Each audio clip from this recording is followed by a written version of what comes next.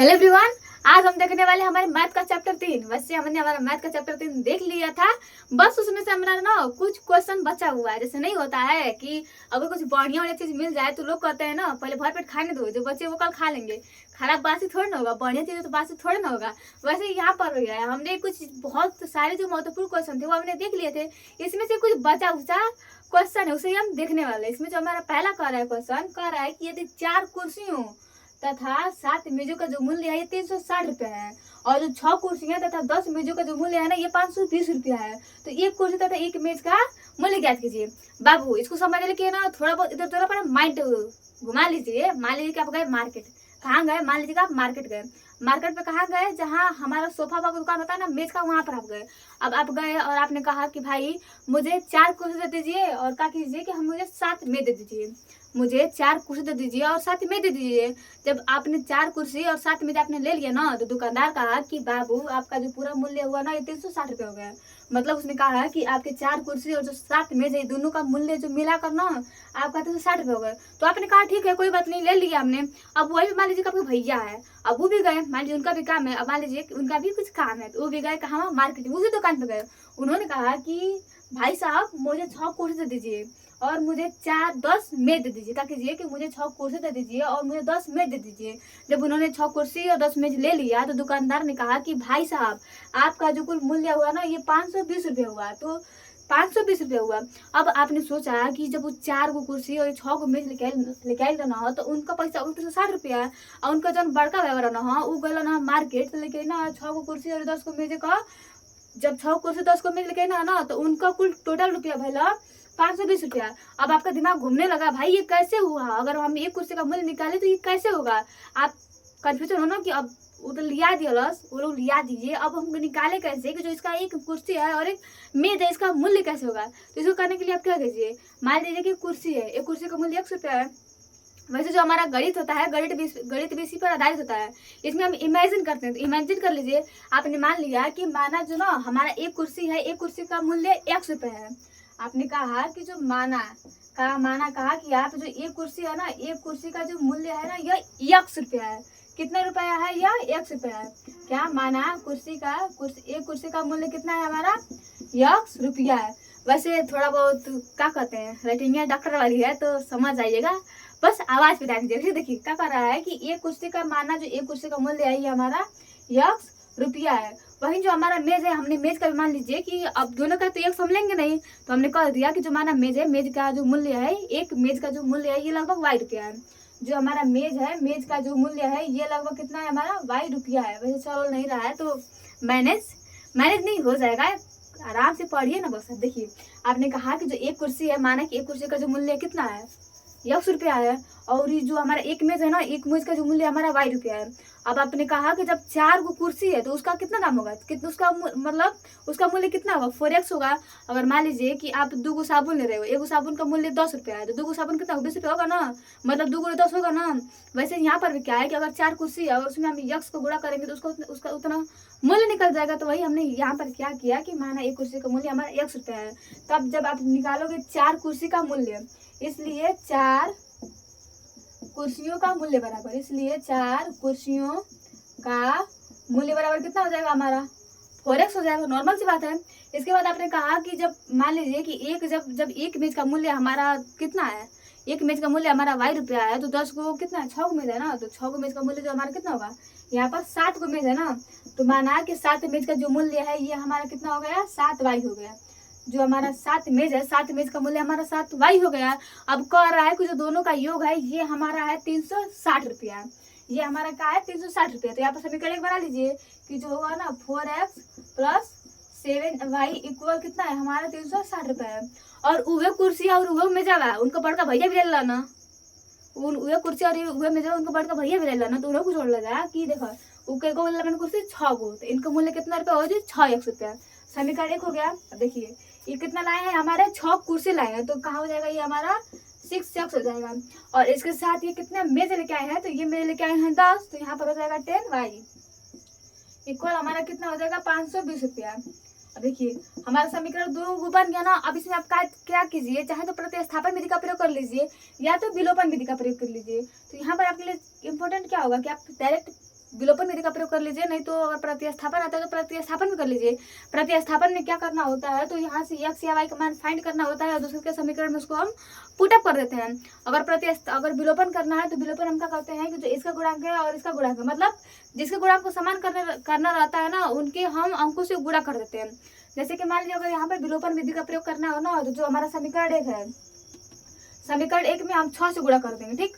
और जो समीकरण 2 है, समीकरण 2 में हम 4 से गुणा कर देंगे, तो जो इन दोनों का जो हमारे x का गुणांक होना ये समान हो जाएगा। तो ये होती है हमारी विलोपन विधि। तो ऐसे विलोपन विधि से हम इसे सॉल्व करते हैं। तो क्या करेंगे, देखिए कहेंगे कि समीकरण विलोपन विधि द्वारा हल करके समीकरण 1 और 2 से 2 को घटाने पर पहले इसका विलोपन विधि का प्रयोग कर लीजिए। तो अगर आप विलोपन विधि का प्रयोग करोगे तो कितना हो जाएगा, अगर 6 से आप इसमें समीकरण पहले में गुणा कर दोगे तो ये हो जाएगा हमारा 6 चौके 24 या प्लस 6 सते 42 y। 6 का गुणा करना है 7 में, 6 चौके 24 से 6 सते 42 y बराबर कितना हो जाएगा, 6 का इसमें गुणा कीजिए तो 6 0 0 6 1 36 को 6 हाथ में लगा 3, कितना 3 3 3 6 0 0 6 1 36 को 6 हाथ में लगा 3 और 6 3 18 3 21। क्या आप लोग पढ़ रहे हो, आप लोग इतनी बात बतानी पड़े, सोच लीजिए। अब देखिए ये हमारा 6 से गुणा हो गया, अब हमें 4 से करना है तो 4 6 के 24 कितना हो जाएगा, 4 6 के 24 यक्स प्लस 4 2 में 40 y इक्वल 4 0 0 4 2 के 8 4 5 20। अभी मत करिए कि आपने कहाँ से क्या कर दिया, आप इसको घटा दीजिए। जब घटाओगे तो पूरा चीज इसका चेंज हो जाएगा, इसका माइनस हो जाएगा, प्लस है तो माइनस, प्लस है तो माइनस और प्लस है तो माइनस, खत्म हो गया। यहाँ पर भी 24 x है और यहाँ पर भी 24 x है, दोनों कट जाएंगे, प्लस में माइनस में, खत्म हो गया। बस यहाँ पर याद रखिएगा कि जो गुणांकों को सेम करने के लिए ना, जो नीचे गुणांक होता है उसे ऊपर से गुणा कर देते हैं और जो ऊपर गुणांक होता है उसे नीचे से गुणा कर देते हैं। जैसे कि यहाँ पर हमने किया कि हमने जो हमारा 6 था, 6 से हमने पूरे समीकरण 1 में गुणा कर दिया और यहाँ पर जो 4 था, 4 से हमने पूरे समीकरण 2 में गुणा कर दिया। जब हमने गुणा किया तो 6 चौके 24 6 सत्ते 42 और 6 0 0 6 37 7 में लगभग 3 6 18 3 21। फिर यहाँ पर हमने किया 4 6 का 24 4 2 में 40 और 4 0 0 4 2 के 8 4 5 20 हो गया। अब हमने क्या कर दिया, समीकरण 1 में से समीकरण 2 को घटा दिया, बस खत्म। घटा दीजिए, ये 24 x से 24 x खत्म हो जाएगा। यहाँ पर हमारा क्या बचेगा, 2y बचेगा, प्लस और माइनस 2y बचेगा, यहाँ से 0 हो जाएगा और 16 में से 8 जाएगा, कितना बचेगा हमारा 8 बचेगा और 2 0 हो जाएगा, खत्म हो जाएगा। यहाँ पर देखिए अभी मतलब कुछ ज्यादा ही फास्ट हो गया ना। देखिए यहाँ पर 2y हमारा कितना आ गया, 2y बराबर हमारा आ जाएगा 80। 2y बराबर कितना आ जाएगा हमारा 80, इसलिए y बराबर कितना हो जाएगा हमारा 40, कटेगा ना। y बराबर हमारा कितना हो जाएगा 40, अर्थात जो हमारा एक मेज है, एक मेज का जो हमारा मूल्य है ये कितना रुपया हमारा 40 रुपया है। अब हमें निकालना है हमारा कुर्सी का दाम। तो हमने माना कि जो हमारा कुर्सी का मूल्य है वह 1 रुपया है। तो जो मान लीजिए कि हमारा समीकरण 3 प्राप्त हुआ, ठीक। समीकरण 3 का मान समीकरण 1 या फिर समीकरण 2 में रखने पर रख दीजिए। यहाँ पर क्या है हमारा 4x है प्लस 7y है बराबर कितना है हमारा 360 है। 4x को छोड़ दीजिए, जब प्लस हो जाएगा और 7 गुणे y का मान हमारा 40 आया है तो 40 यहाँ पर रख दीजिए, ठीक। बराबर कितना हो जाएगा 360। यहाँ पे 4x प्लस 7 चौके 28 मतलब 280 बराबर 360। यहाँ से 4x बराबर 360 माइनस 280, देन 4x बराबर 0 में 0 जाए 0, 16 में से 8 गया 8 और 1 2 में से 0, खत्म हो जाएगा। यहाँ से 20 रुपया, अर्थात जो हमारा कुर्सी का मूल्य है ना ये 20 रुपया है और जो हमारा मेज का मूल्य है ना ये 40 रुपया का। कितना सस्ता है, हम लोग के यहाँ मिल जाते तो मन गदगदा जाएगा ना, तुरंत जाके तुरंत खरीदेंगे। और मान लीजिए 20 रुपया का कुर्सी मिला है 40 रुपया में, अब इससे सस्ता क्या चाहिए। अब मान लीजिए कि ना, अब यहाँ पर देखिए, अब यहाँ पर आपने x और y का मान फाइंड कर लिया, मतलब आपने कह दिया है कि जो हमारा एक कुर्सी का मूल्य है ना ये हमारा 20 रुपया है और जो हमारा एक मेज का मूल्य है ना ये 40 रुपया है। अब आपको क्या करना है कि आपको प्रूफ करना है, मतलब आपको आपके ना जो आप आंसर निकाले हो इस आंसर का आपको सत्यापन करना है, मतलब आपको खुद जांच करना है कि जो मेरा आंसर है ये सही है या फिर गलत है। तो इसके लिए आप क्या करोगे कि पहले देख लीजिए, क्वेश्चन कह रहा है कि आपका 4 कुर्सियों का मूल्य, तो 4 कुर्सियों का मूल्य कितना हो जाएगा 4 हो जाएगा, गुणे 20 हो जाएगा, ठीक। और कह रहा है कि 7 मेजों का मूल्य, तो 7 गुणे कितना हो जाएगा हमारा 40 हो जाएगा, मतलब यहाँ पर हो जाएगा 80 रुपया और यहाँ पर हो जाएगा हमारा 0 7 चौका 28 280 रुपया हो जाएगा। 7 मेज का जो दाम होगा ये हमारा कितना होगा 280 रुपया होगा और जो हमारा 4 कुर्सी का दाम होगा ये हमारा 80 रुपया होगा। जोड़ दीजिए 6 2 8 3, दोनों मिलाकर 360 रुपया है ना, तो मतलब हमारा जो आंसर है आंसर एकदम परफेक्ट है, मतलब एकदम सही है। ये चूंकि ये हमारे मान में समीकरण में पुटअप हो रहा है इसलिए जो हमारा आंसर ये सही है। इस तरह आप ना अपने क्वेश्चन जो कर रहे हो उसका आंसर भी फाइंड कर सकते हो, कि मतलब जांच कर सकते हो कि ये जो हमारा आंसर सही है या फिर गलत है। थोड़ा बहुत समझ लिया कीजिए क्या बोलना चाहती हूँ, इतना तो इसको देख लीजिए, मिटा देंगे, फिर अपना अगला क्वेश्चन हम सॉल्व करते हैं। ठीक, देखिए मिटा दो ना, ठीक है। देखिए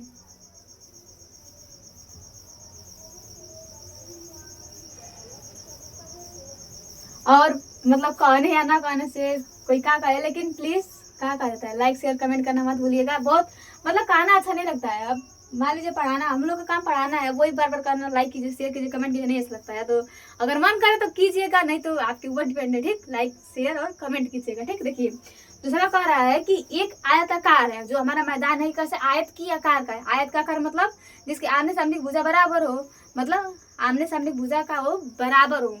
अगर मान लीजिए 2 सेंटीमीटर तो 2 सेंटीमीटर हो, 5 सेंटीमीटर तो 5 सेंटीमीटर हो, इसे हम क्या कहते हैं आयत। लेकिन जो प्रत्येक कोण है ये 90 डिग्री हो। तो कह रहा है कि एक आयताकार की जो लंबाई है ना, यह एक जो मतलब एक आयताकार मैदान की जो लंबाई है, लंबाई में अगर 2 मीटर की कमी कर दी जाए और जो उसकी चौड़ाई है, चौड़ाई में 2 मीटर की वृद्धि कर दी जाए, तो उसका क्षेत्रफल जो होता है ये 10 वर्ग मीटर बढ़ जाता है। मतलब मान लीजिए कोई एक आयताकार क्षेत्रफल है, मतलब एक आयताकार ना कोई बाग है, आयताकार कोई क्षेत्रफल या फिर मैदान है।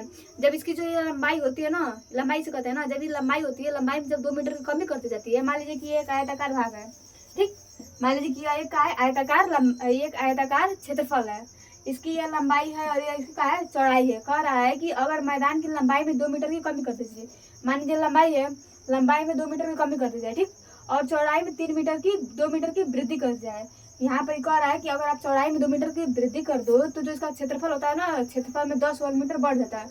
अगर इसमें अगर लंबाई में कमी करने और इसके क्षेत्रफल में वृद्धि करने से जो क्षेत्रफल होता है, क्षेत्रफल में प्लस 10 ऐड हो जाता है। मतलब इसका जो क्षेत्रफल होता है ये 10 मीटर स्क्वायर का होता है, बढ़ जाता है। समीकरण ये कहता है कि अगर आप ना लंबाई में 2 मीटर कमी कर दो और चौड़ाई में 2 मीटर वृद्धि कर दो तो जो इसका क्षेत्रफल होता है यह लगभग 10 वर्ग मीटर बढ़ जाता है। तो इसको आप सॉल्व कीजिए कि माना उसकी लंबाई जो हमारा आयताकार मैदान है, आयताकार मैदान की जो लंबाई है ये हमारा x मीटर है और जो उसकी चौड़ाई है ना ये हमारा y मीटर है। ठीक, मान लीजिए इसको अगर आप मतलब नॉर्मली लोग ना तो उसको बता दूंगी अभी, लेकिन पहले इसे क्वेश्चन सॉल्व कैसे करते हैं ये देख लीजिए इसका। ठीक, देखिए मान लीजिए आपने मान लिया, आपने कहा कि माना, आपने कहा कि माना, आपने इमेजिन किया, आपने कहा कि माना जो हमारा आयताकार क्षेत्रफल है या फिर जो हमारा आयताकार मैदान है, जो हमारा आयताकार मैदान है, इसकी जो लंबाई है ये x मीटर है, इसकी जो लंबाई है ये x मीटर है, इसकी लंबाई x मीटर है और जो इसकी चौड़ाई है ना ये y मीटर है और इसकी चौड़ाई y मीटर है। आपने मान लिया कि जो हमारा आयताकार बाग है ना उसकी जो लंबाई है ये हमारी x मीटर है और जो उसकी चौड़ाई है ये हमारी y मीटर है। बात खत्म हो गया। अब देखिए प्रथम शर्त अनुसार आप क्या कर रहा है, इसमें आपको 2 शर्त दे रहा है। पहला तो ये दे रहा है कि अगर कमी कर दी जाए तो 10 मीटर वर्ग की कहते वृद्धि हो जा रही है। फिर कह रहा है कि परंतु मतलब यदि जो लंबाई है, लंबाई में 2 मीटर की वृद्धि कर दी जाए और जो चौड़ाई है, चौड़ाई में 3 मीटर की कमी कर दी जाए तो जो क्षेत्रफल होता है ना वो 45 वर्ग मीटर कम हो जाता है। तो मैदान की लंबाई और चौड़ाई ज्ञात कीजिए। यहाँ पर आपको 2 शर्त देखने को मिल रहा है। पहले तो यहाँ से यहाँ तक एक क्वेश्चन है, ठीक, और यहाँ से यहाँ तक ये दूसरा क्वेश्चन है। मतलब आपको यहाँ पर 2 शर्त दिया हुआ है। तो आप कहिएगा कि प्रथम शर्तानुसार, यहाँ पर लिखिएगा प्रथम शर्तानुसार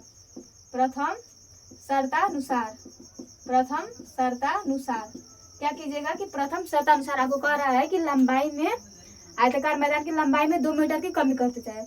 तो यहाँ पर आप 2 मीटर की कमी कर दीजिए, x-2 हो गया, ठीक, कमी कर दी जाए और जो चौड़ाई में 2 मीटर की वृद्धि कर दी जाए, अर्थात यहाँ पर कर दीजिए y+2।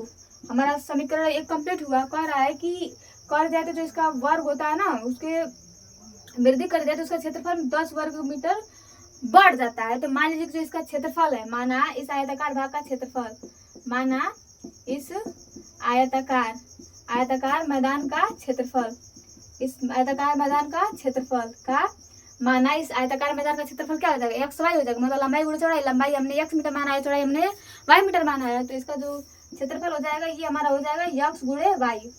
हो गया ना। अब देखिए कह रहा है कि 10 मीटर बढ़ जाएगा तो इन दोनों का जो गुणा होता है ये हमारे क्षेत्रफल के बराबर होता है। तो यहाँ पर क्या हो जाएगा, x-2 इंटू y+2 इक्वल हमारा x। एक्स वाई इतना करने पर जो इसका क्षेत्रफल, इसके क्षेत्रफल में 10 मीटर की वृद्धि हो जाती है।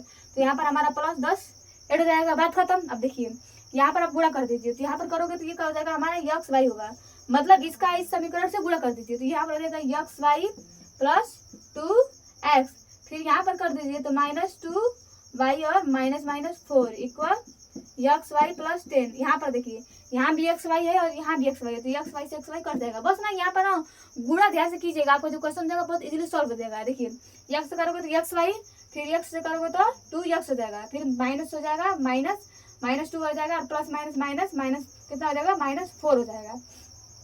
इक्वल में हमारा एक्स वाई प्लस 10 है और एक्स वाई से एक्स वाई इसका हमारा हो गया कैंसिल हो गया। अब देखिए यहाँ पर भी देखिए यहाँ पर हो जाएगा हमारा 2x -2y इक्वल 10, यहाँ पर माइनस तो यहाँ पर क्या आ जाएगा हमारा आ जाएगा प्लस, तो यहाँ पर हो जाएगा 14, देन 2x -2y बराबर 14, देन यहाँ पर 2 कॉमन कर लीजिए तो x -y बराबर हमारा 14, तो यहाँ से x -y का मान हमारा कितना आ जाएगा 7 आ जाएगा।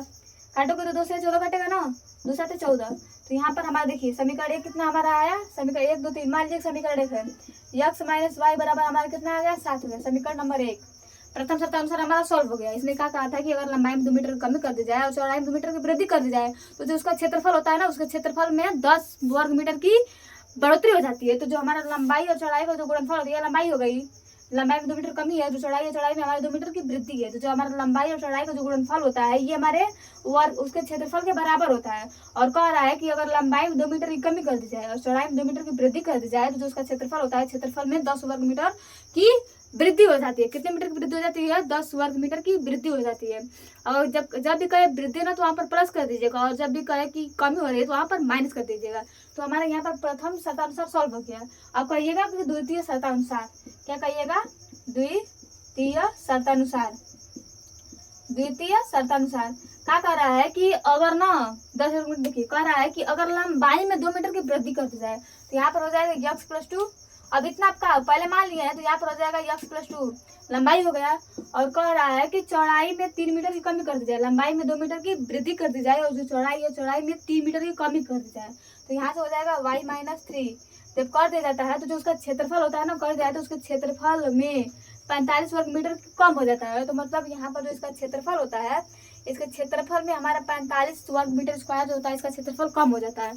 जब इसके हम लंबाई में 2 मीटर की वृद्धि करते हैं जो हमें और चौड़ाई में 3 मीटर की हम कमी करते हैं, तो जिसका क्षेत्रफल होता है ना, इसके क्षेत्रफल में जो 45 वर्ग मीटर का जो क्षेत्रफल होता है वो कमी हो जाती है। क्या होती है, कमी हो जाती है। ठीक, क्या होती है, देखिए 45 वर्ग मीटर कम हो जाता है, इसका क्षेत्रफल जो होता है ये 45 वर्ग मीटर कम हो जाता है। तो फिर क्या कीजिए, पहले लंबाई और चौड़ाई का गुणा कीजिए। तो कीजिएगा देखिए x गुणे वाई एक्स वाई, x गुणे वाई एक्स वाई, भाई भाई x गुणे वाई एक्स वाई अर्थात भाई भाई, बस समझना है भाई।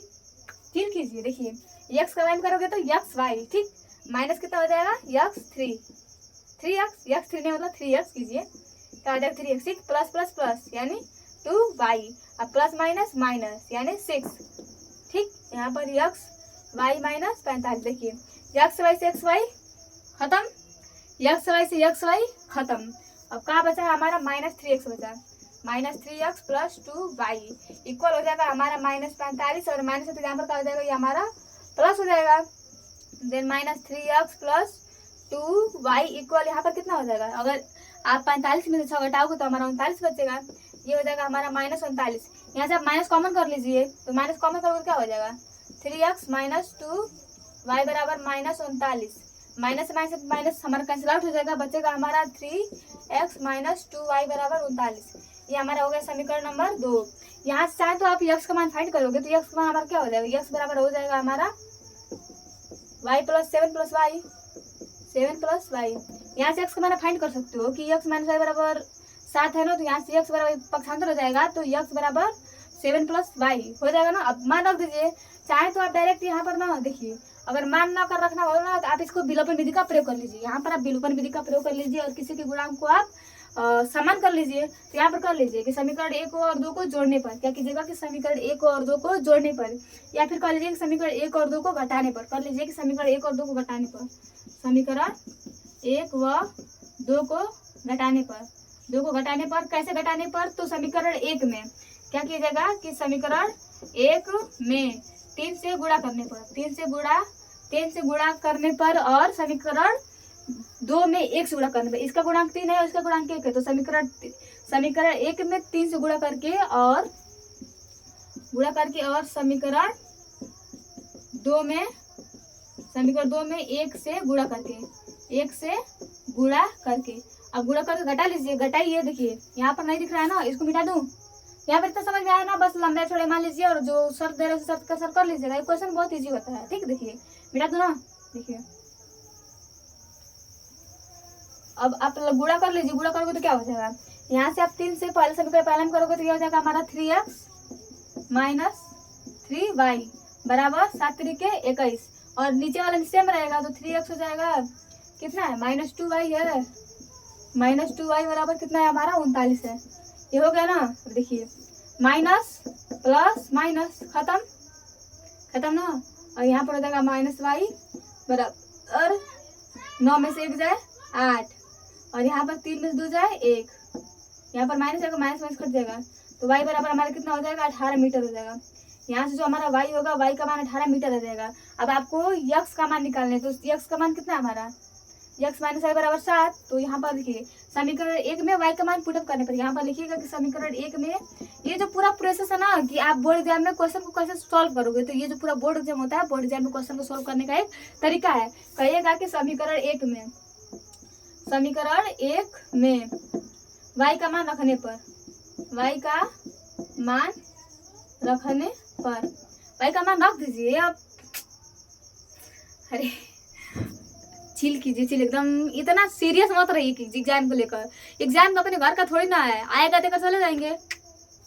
एकदम सीरियस मत रहिए, एकदम मस्त आनंद के साथ पढ़िए। और जब आप किसी चीज को आनंद के साथ पढ़ते हो ना, मतलब अगर आप किसी चीज को आनंद के साथ पढ़ते हो तो बहुत जल्दी याद होता है, और किसी चीज को आप एकदम सीरियस में याद करोगे ना तुरंत भूल जाओगे।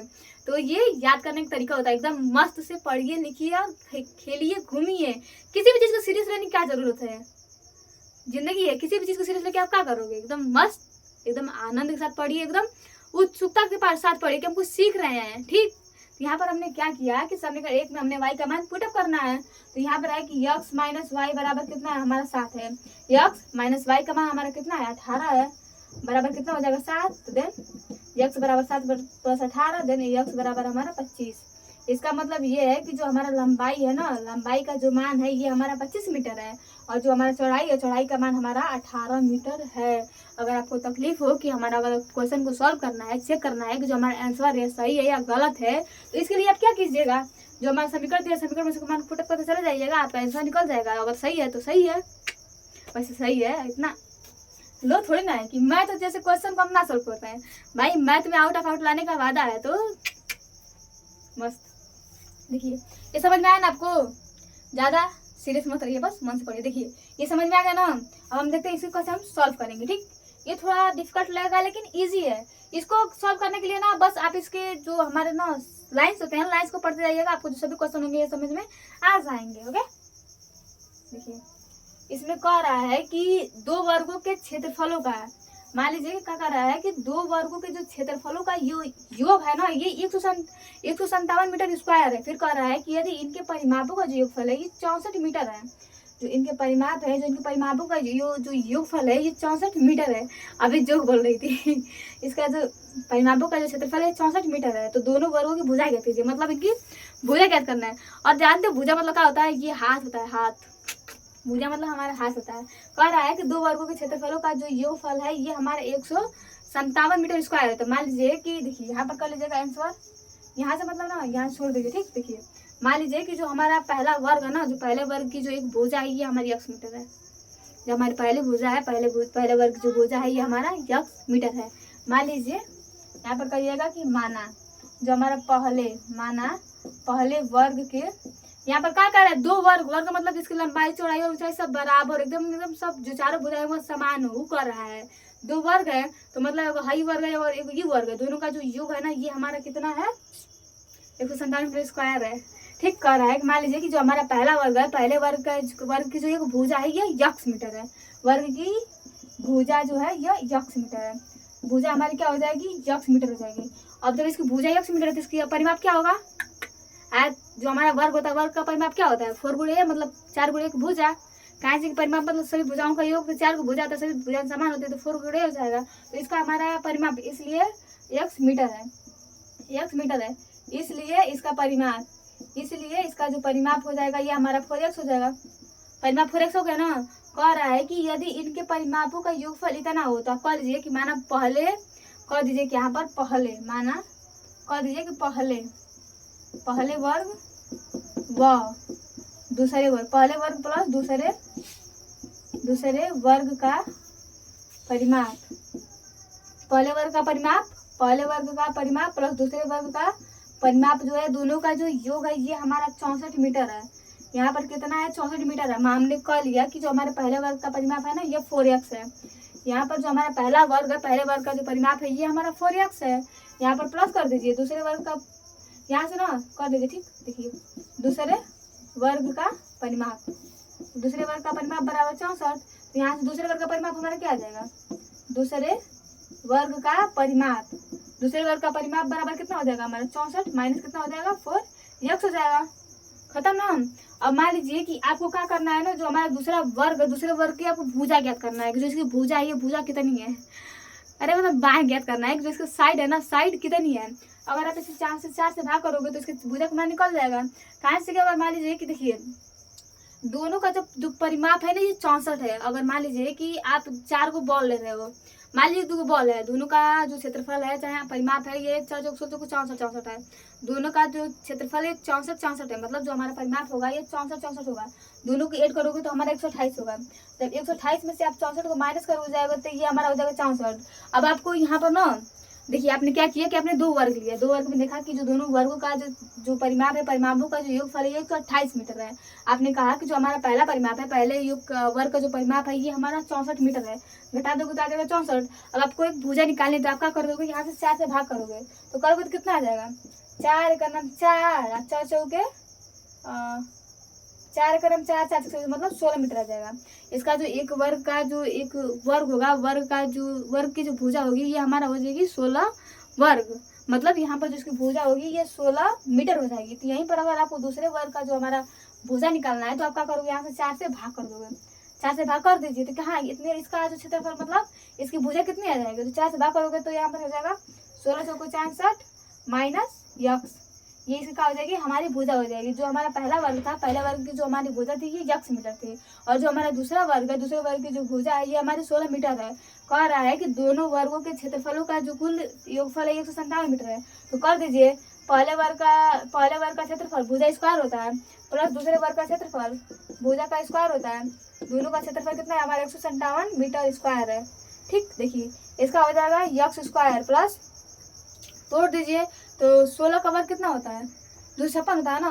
तो यहाँ पर हो जाएगा 256 प्लस यक्स स्क्वायर माइनस 16 गुना के 32 यक्स हो जाएगा इक्वल 157 हो जाएगा। यहाँ पर कर लीजिए तो यक्स स्क्वायर और एक्स कितना हो जाएगा हमारा? 2x स्क्वायर हो जाएगा। ठीक, यहाँ से हमारा हो जाएगा 2x स्क्वायर, कितना हो जाएगा? 2x square. यहाँ से हो जाएगा माइनस 32x, यहाँ पर पक्षांतर हो जाएगा 157 और यहाँ पर कितना है हमारा? 256 है, तो यहाँ पर हो जाएगा minus 256, then 2x square minus 32x और इक्वल घटाइए तो 7 में 6 1, यहाँ से घटेगा ना बड़े में से, तो 16 में से 7 जाए 9, यहाँ पर हो जाएगा 4, 14 में से 5 जाए 9, मतलब यहाँ पर 99 आ जाएगा। ठीक, 9 7 16 7 में लगा 9 9 5 14 15 7 में लगा इतना हो जाएगा। ठीक, अब यहाँ पर कर लीजिए तो यहाँ पर हो जाएगा 2x square minus 20x 32x और माइनस 19 इक्वल 0। इसको ना आप द्विघात समीकरण से सॉल्व कीजिएगा, आपका आंसर आ जाएगा। अगर मान लीजिए यहाँ पर 64 ना होता, अगर 28 भी होता ना 68 भी होता तब भी इसको आप सॉल्व कर लीजिएगा। अगर मान लीजिए कि यहाँ पर अगर 68 होता है, ठीक, अगर यहाँ पर 68 होता है तो आपका क्या आता है? यहाँ पर अगर आपका 68 होता है तो लग जाता है, नहीं जाता, जाता।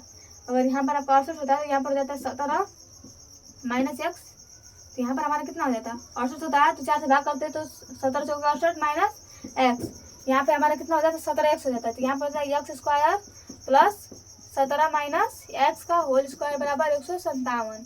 ठीक, x square plus 289 plus x square minus 17 गुना के 34 एक्स बराबर कितना हो जाता है हमारा? 157 हो जाता है। यहाँ से होता तो 2x स्क्वायर माइनस 34x बराबर 157 और माइनस 289। ठीक। देन यहाँ से 2x square minus 34 x equal करोगे दूसरा मास में घटाओगे तो यहाँ पर 2 हो जाएगा और 12 में से 5 जाएगा 7 72 आ जाएगा।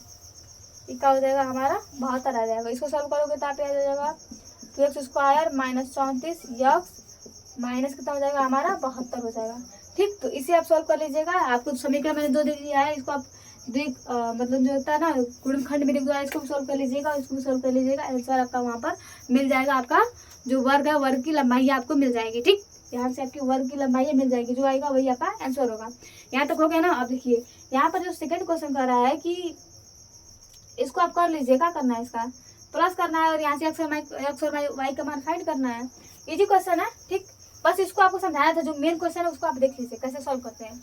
वो सभी क्वेश्चन तो जो लल्लूपन जो होंगे ना, मतलब जो एकदम नॉर्मल होंगे, वो सभी सब क्वेश्चन कर लेंगे कि -2 0.2x प्लस 0.3y बराबर 1.3 है और समीकरण इतना एक दिया है और समीकरण ये 2 दिया है कि 0.4x माइनस 0.5y बराबर -0.7। इसको आपको सॉल्व करना है तो कर लीजिएगा। यहाँ से x और y का मान फाइंड कर लीजिए। आपको तो समीकरण दिया हुआ है। इस पर ध्यान दीजिए। क्या कर रहा है कि एक रेलगाड़ी एक समान चाल से चल रही है। ये कह रहा है कि एक जो रेलगाड़ी है ना, यह एक समान चाल से 180 किलोमीटर मतलब जो एक रेलगाड़ी है यह एक समान चाल से 180 किलोमीटर की दूरी तय करती है। मान लीजिए कि एक रेलगाड़ी है, वह आप कहाँ से हो, आपका कहीं घर होगा ना। मान लीजिए एक रेलगाड़ी आपके घर से जा रही है, कहीं तक जा रही है, वो ना एक समान चाल से, मतलब अगर वो 5 किलोमीटर प्रति घंटा चल रही है ना, तो अब 5 किलोमीटर प्रति घंटा के हिसाब से 180 मीटर दूरी तय करती है। तो मान लीजिए कि माना जो हमारी रेलगाड़ी है ना, रेलगाड़ी की माना जो हमारी रेलगाड़ी है, माना रेलगाड़ी की 40 यक्स मीटर है, यक्स किलोमीटर प्रति घंटा है बाबू। मान लीजिए कि जो माना रेलगाड़ी की चाल, माना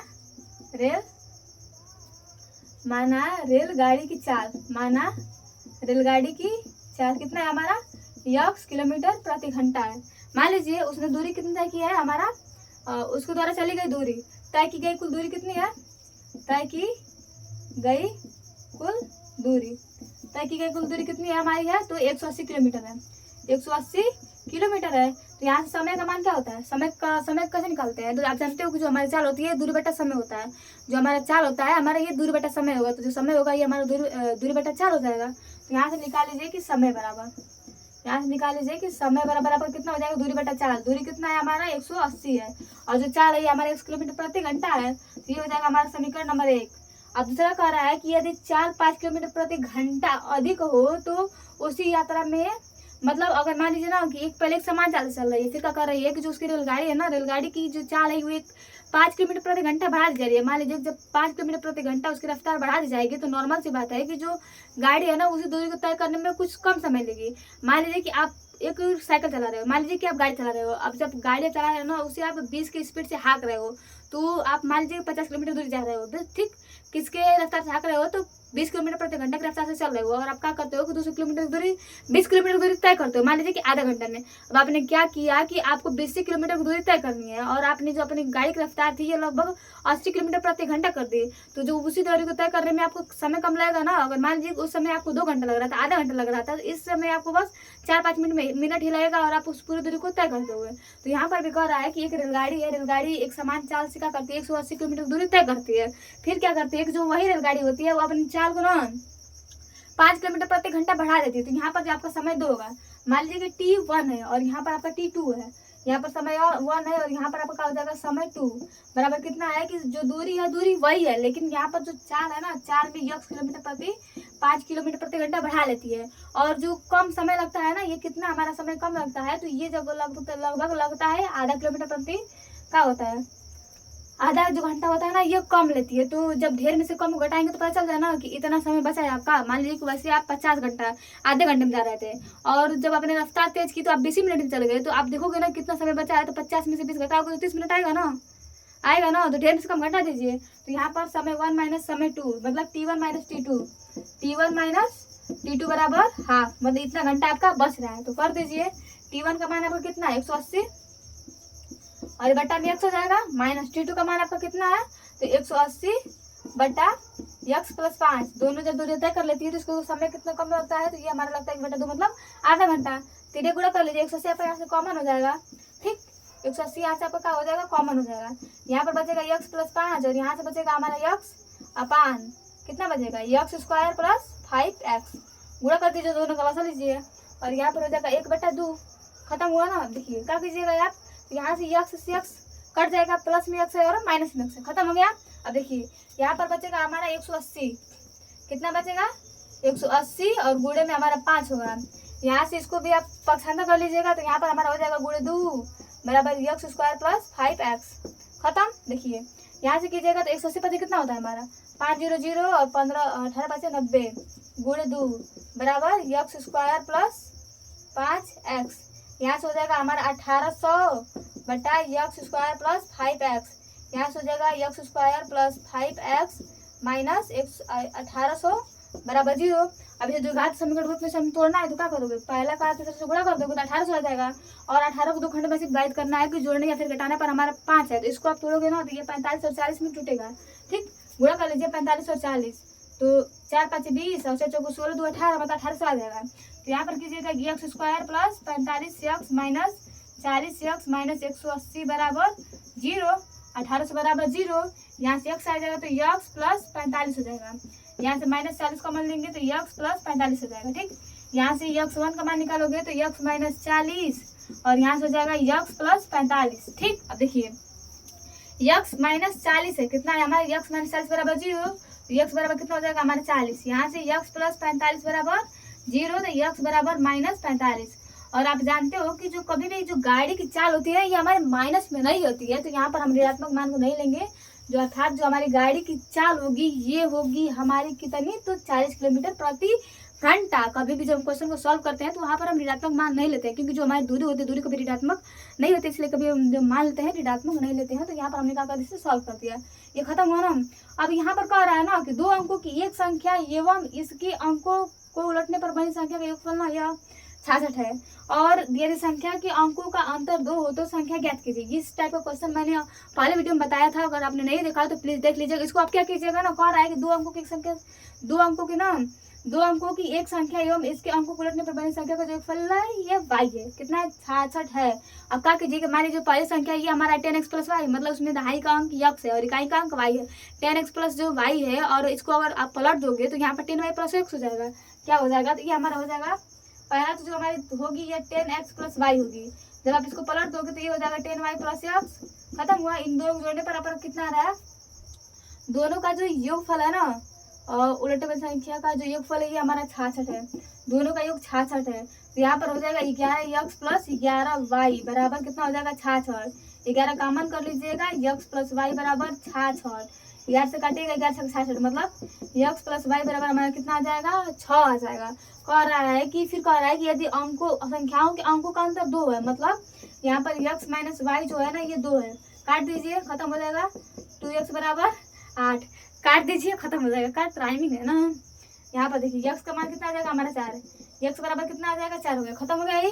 अब y का मान आपको फाइंड करना है तो क्या कीजिए, बस यहाँ पर रख दीजिए, तो x का मान 4 है, ठीक, 4 प्लस y बराबर 6, देन y बराबर 6 माइनस 4, देन y बराबर 2, अर्थात जो हमारी संख्या है ये 42 है।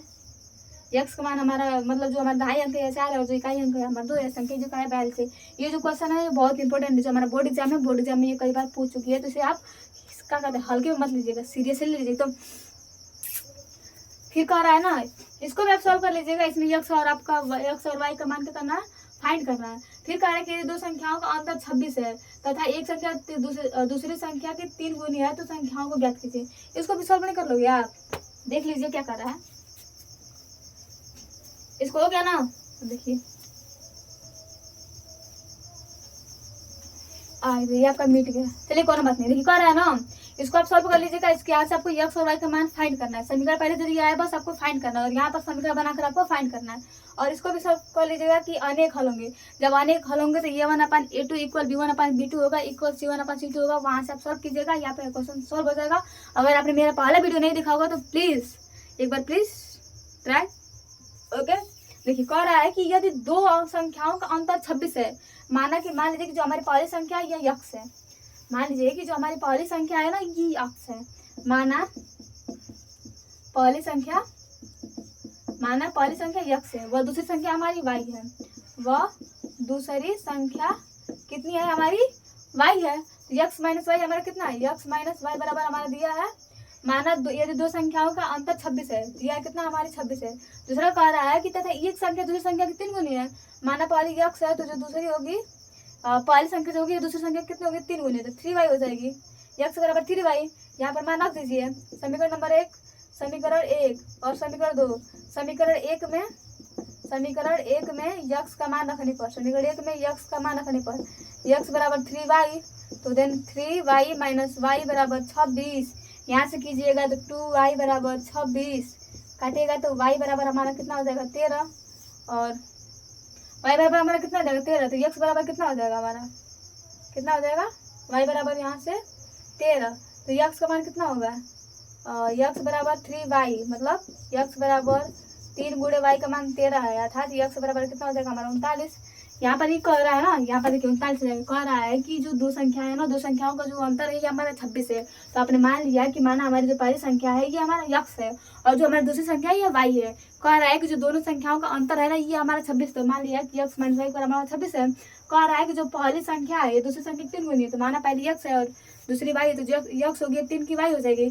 अगर आप यहाँ से यक्स बराबर हमारा कितना है 3y है, बस रखना है यहाँ पर जो यक्स का मान पहले समीकरण पहले में ना समीकरण 1 में यक्स का मान रख दीजिएगा, 3y माइनस वाई खत्म हो जाएगा और यहाँ से आपका मान निकल जाएगा।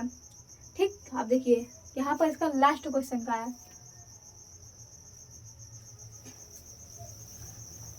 यहाँ पर दोनों क्वेश्चन बार रिपीट हो गया ना, ये वाला और ये वाला। हाँ, तो ये वाला हो गया हमारा। देखिए कह रहा है कि दो क्रमांक धनात्मक पूर्णांक कहते हैं जिनके वर्गों का योगफल है 365 है।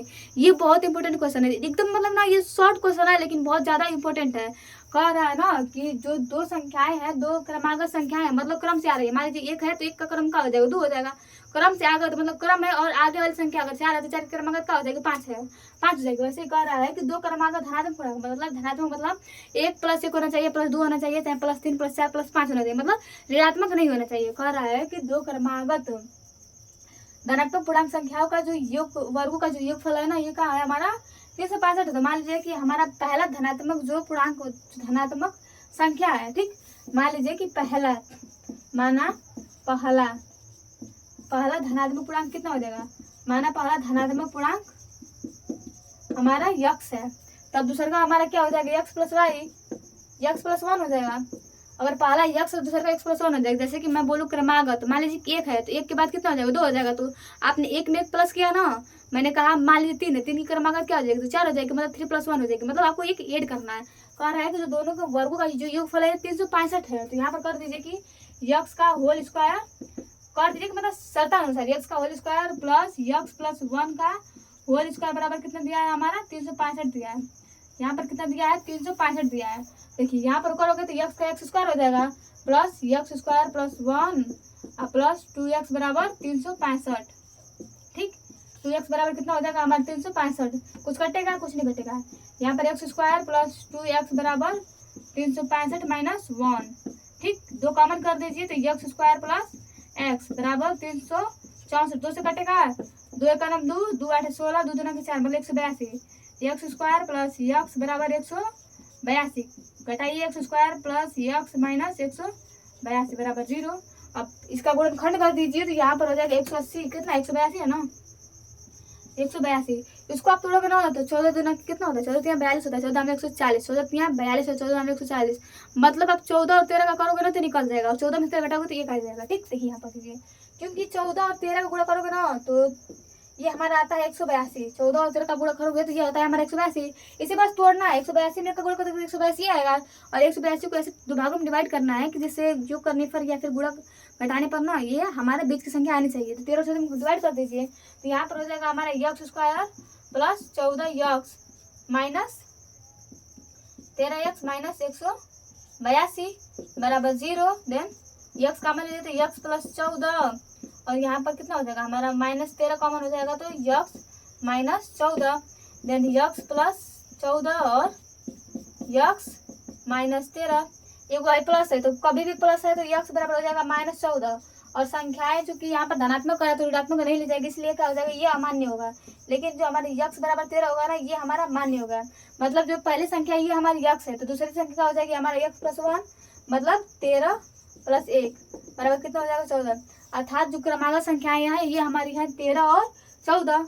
क्रमागत संख्याएं हमारी क्या है 13 और 14। बस ना इससे ना आपको समीकरण बनाना सीखना होगा। समीकरण कैसे बनाया जाता है, वैसे टाइम नहीं है समीकरण बनाने का, इसको रट लीजिए या फिर सॉल्व करना है तो सॉल्व कर लीजिए। ओके, अब देखिए अब हमारा लास्ट, इसको छापेंगे आप, छाप लीजिएगा वीडियो पॉज करके। यहाँ पर कह रहा है ना, देखिए पिता की जो उम्र है ना ये पुत्र की उम्र की 7 गुनी है। जो पिता की उम्र है ये पुत्र की उम्र की 7 गुनी है। 2 वर्ष पहले जो पिता की उम्र थी ये पुत्र की उम्र की 13 गुनी थी। कितनी थी? 13 गुनी थी। तो दोनों की वर्तमान आयु ज्ञात करना है। कह रहा है कि मान लीजिए ना जो पिता की उम्र है यह पुत्र की उम्र की 7 गुनी है। मान लीजिए मेरे पापा है, मैं हूँ और मेरे पापा है, जो इस समय जो मेरी वर्तमान आयु है ना मेरे से 7 गुनी जो उम्र है वो मेरे पिताजी की है। और 2 वर्ष पहले जो उम्र थी ना जो मेरी उम्र थी वो उस समय जो मेरे पिताजी की उम्र थी वह मेरी उम्र से 13 गुनी थी। तो यहाँ पर मान लीजिए कि जो पिता की उम्र है ना यह x वर्ष है। माना कि जो पिताजी की वर्ष माना पिता की जो आयु है, माना पिता की आयु x वर्ष है, x वर्ष। वह जो पुत्र है पुत्र की आयु कितनी है हमारी y वर्ष है। माना पुत्र की आयु y वर्ष है। तो प्रथम शर्तानुसार क्या कर रहा है, प्रथम शर्तानुसार कर रहा है कि जो पिता की उम्र है यह पुत्र की उम्र की 7 गुनी है। तो x माइनस x बराबर 7 भाई, क्योंकि जब मैं अपने में 7 गुना करूंगी तब तो अपने पापा के बराबर जाऊंगी। मान लीजिए पापा 63 वर्ष के हैं, 7 9 63, मतलब पापा 63 वर्ष के हैं और मैं अभी 9 वर्ष की हूँ। मान लीजिए मेरे पापा 63 वर्ष के हैं, अभी मैं 9 वर्ष की हूँ। तो जब मैं अपने में 7 को गुणा करूंगी तब तो मैं अपने पापा के बराबर होंगी। तो इसलिए जब इसकी जो पिता की उम्र इसके 7 गुनी है, जब अपने ये में 7 गुना करेंगे तब तो अपने पिता की उम्र के बराबर होगा। वैसे तो बराबर होंगे नहीं। तो ये हो जाएगा हमारा समीकरण नंबर 1। फिर दूसरा कह रहा है कि 2 वर्ष जो पहले थे ये पिता की जो उम्र थी ना ये पुत्र की उम्र की 3 गुनी थी। 2 वर्ष पहले, तो दोनों की उम्र घटेगी। मान लीजिए मैं 63 दूसरा पहले कितने होंगे तो 61 होंगे। तो यहाँ पर हो जाएगा 3 माइनस 2 x माइनस 2 हो जाएगा। और बच्चे में भी क्या हो जाएगा y माइनस 2 हो जाएगा। और इसके जो पुत्र की उम्र की ये कितने हैं 13 गुनी है। तो यहाँ पर हो जाएगा x माइनस 2 बराबर 13 y माइनस 13 गुना के 26। यहाँ पर देखिए x माइनस 13 y बराबर कितना हो जाएगा माइनस 26 और plus 2, then x minus 13 y बराबर माइनस 24। यहाँ पर देखिए x का मान कितना है हमारा 7y, तो 7y पुट अप कर दीजिए। तो यहाँ पर हो जाएगा 7y माइनस 13 y बराबर कितना हो जाएगा माइनस 24। यहाँ पर घटेगा माइनस 6y बराबर माइनस 24, माइनस माइनस कैंसिल, 6 से 4 कैंसिल, मतलब 24 कैंसिल। y बराबर हमारा कितना हो जाएगा 4 वर्ष हो जाएगा। मतलब जो हमारा पुत्र है पुत्र की जो उम्र है इस समय हमारे 4 वर्ष है। और जो पिता है पिता की जो उम्र है ये x बराबर 7y, मतलब x बराबर 7 गुणे 4। तो जो पिता की उम्र है ये हमारी 28 वर्ष है। जो हमारे पुत्र की उम्र है ये 4 वर्ष है। जो हमारे पिता की जो उम्र है 28 वर्ष है। तो आज के लिए बस इतना ही। आशा करती हूँ कि जो आपको ये क्वेश्चन हुआ ना एकदम हाथ से समझ में आया होगा। ये जो क्वेश्चन है ना बहुत इंपॉर्टेंट है हमारे बोर्ड एग्जाम के लिए। तो एकदम मस्त से पढ़ाई करते रहिए। और एक बात हमेशा याद रखिएगा कि मान लीजिए कि अगर मान लीजिए कि जो पत्थर ही अगर रगड़ खाने से आप मना कर देगा तो वो कभी चमक पाएगा नहीं, ना चमक पाएगा। वैसे ही अगर आप मेहनत करने से जब हार मान जाओगे तो आप भी नहीं चमक पाओगे। तो मेहनत करते रहिए। मेहनत ही ना किसी चीज़ का निर्णायक फल होता है कि आप किसी चीज़ को कैसे पा सकते हो। तो मेहनत कीजिए, मेहनत ही आपको आपके लक्ष्य तक पहुँचाएगा। बिना मेहनत के कुछ नहीं होने वाला है। ठीक, तो बाय, फिर मिलते हैं अगले वीडियो में।